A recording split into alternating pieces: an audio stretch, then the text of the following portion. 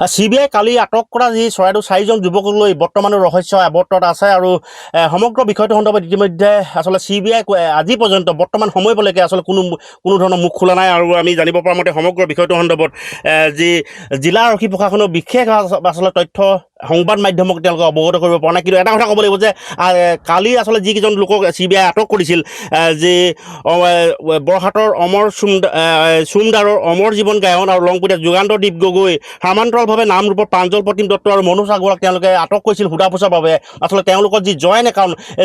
যি আচলতে যিটো একাউণ্ট আছিল বেংক একাউণ্ট আছিল, বেংক একাউণ্টত আচলতে এক বিশেষ চক্ৰই তেওঁলোকক কমিশ্যনৰ লোভ দি আচলতে তেওঁলোকক প্ৰায় 3 কোটি 2 লাখ টকা তেওঁলোকে সৰবৰাহ কৰিছিল, তেওঁলোকে জমা কৰিছিল আৰু পৰৱৰ্তী সময়ত 200ৰো অধিক একাউণ্টৰ জৰিয়তে আচলতে 3 কোটি 2 লাখ টকা উলিয়াই লৈ গৈছিলে সেই বিশেষ চক্ৰটোৱে। আৰু সমগ্ৰ বিষয়টো সন্দৰ্ভত ইতিমধ্যে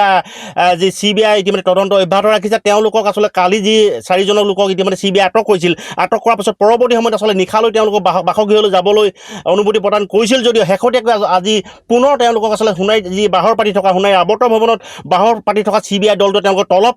কৰাৰ পাছত তেওঁলোক যি সোণাৰীৰ আৱৰ্ত ভৱনত উপস্থিত হোৱাৰ পাছতে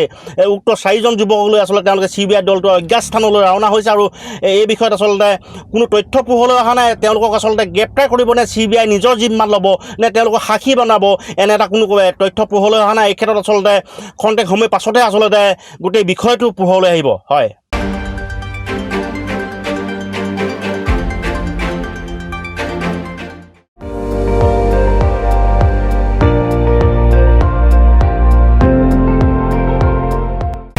আপুনি চাই আছে ND24,